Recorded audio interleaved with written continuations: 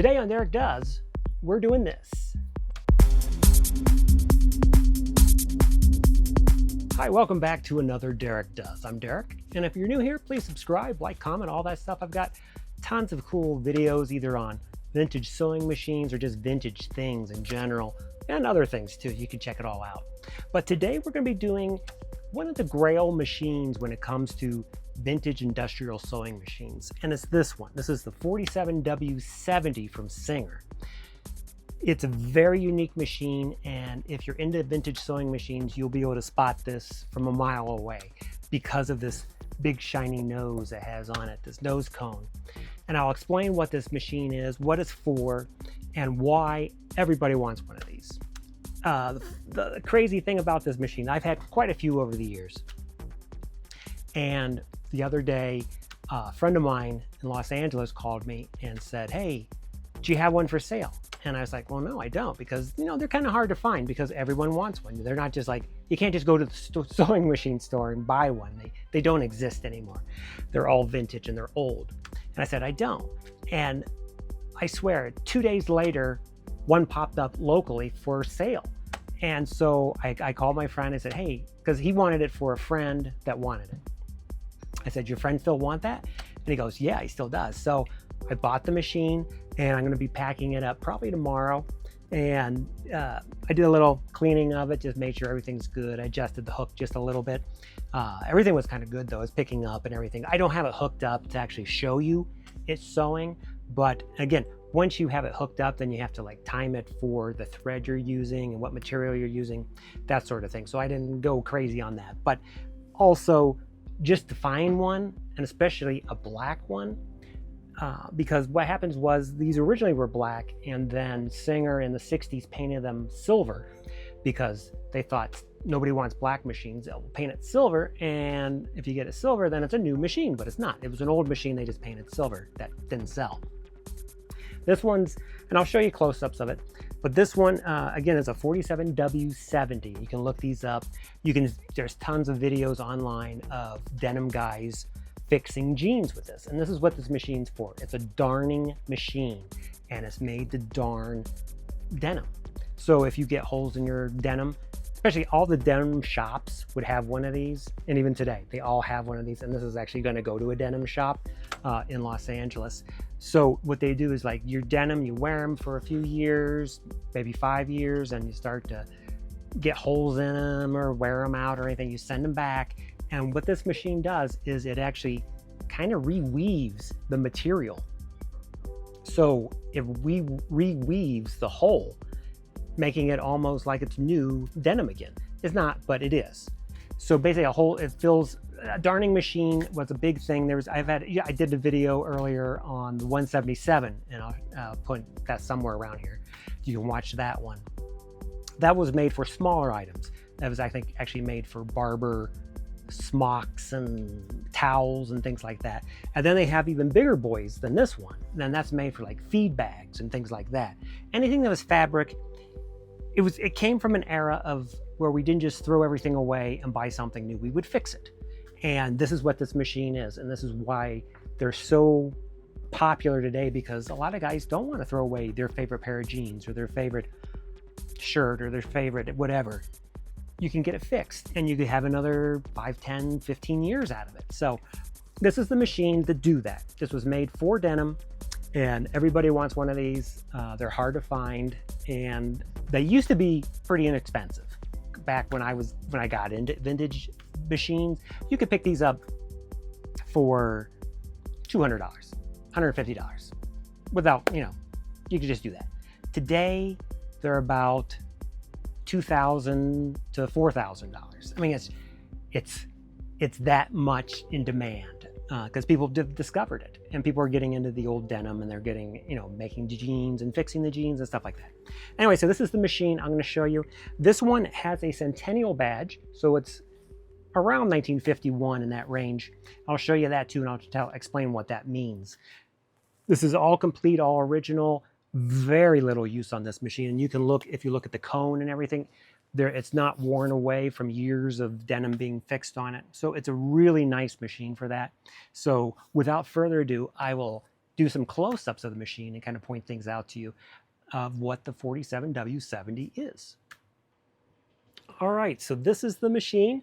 And whenever you find an old industrial vintage, particularly with a Singer, they'll always have this oval badge, and that will tell you the model number, and that's a 47W70. It tells you right there. The serial number's right here, and it's a W serial number, so unfortunately, all the W's got destroyed, the records got destroyed, so I can't tell you exactly the year, but we don't really need to know because of this. This actually kind of tells us. And if you look there, these were specially made for the 100th anniversary of Singer, and it's from 1851 to 1951. This does not mean necessarily that your machine is from 1951.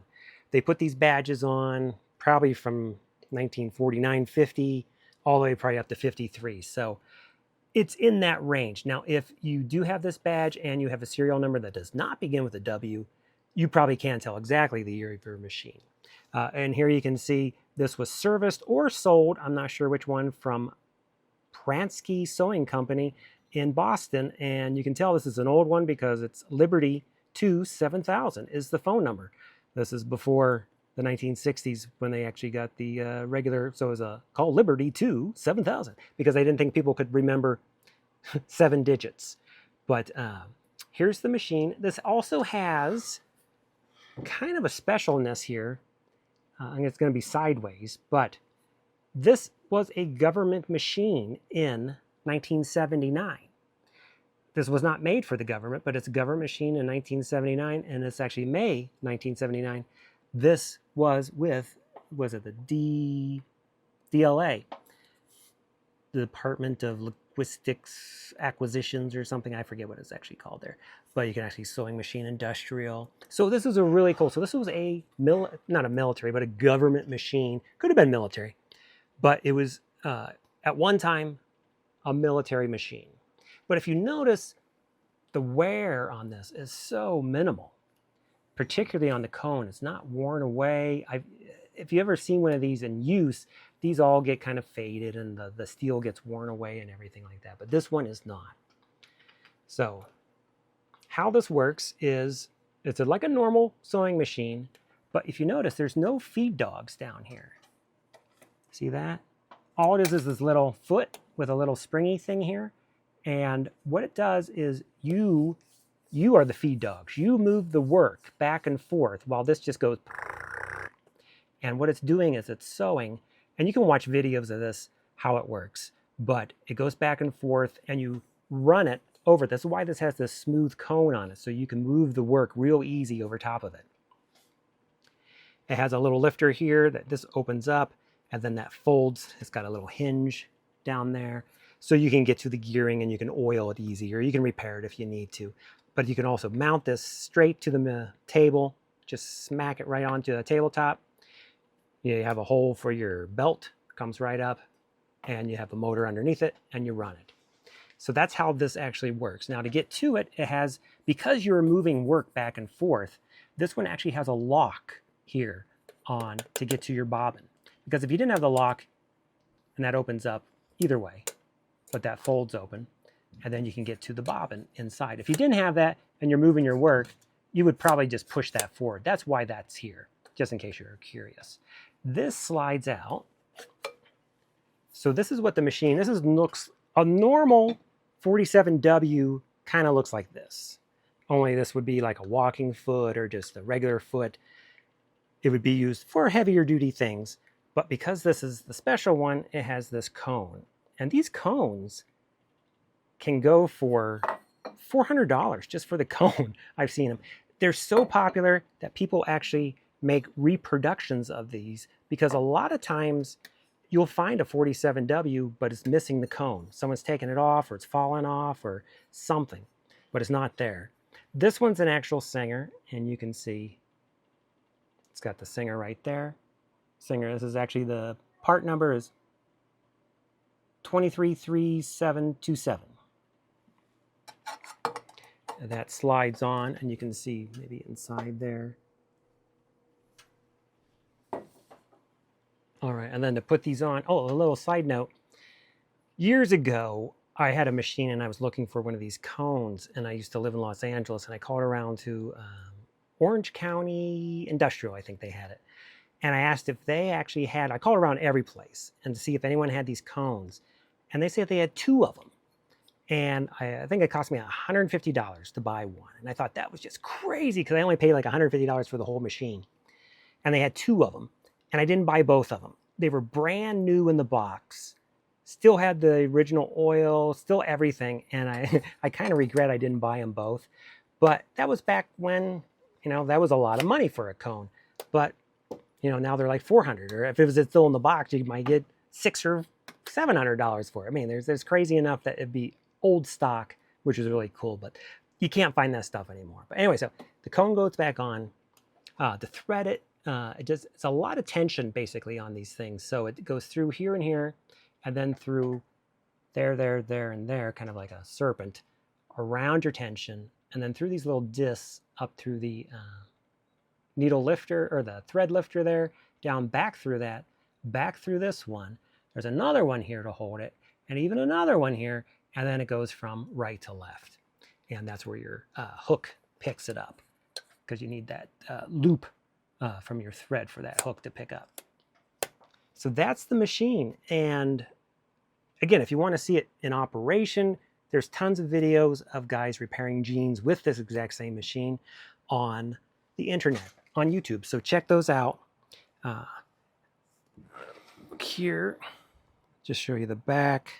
It's a really nice, clean machine, but they're so unique looking. That's how you, the main thing to spot one of these, if you're looking for it, you look for, off an arm like this, but this cone is the magic thing. Now they had another, there's like a 47 something, I think, or maybe it's a 50, but I don't remember the exact model. And it has a cone similar, but it's like that big. And it's not for darning.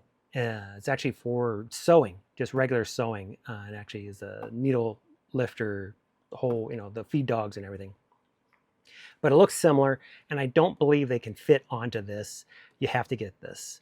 And I've seen people, they make these, they fabricate similar ones, but obviously if you're going to do it, for me, do it right. Get a Singer, get it all looking just like it should. So this is the Singer 4770.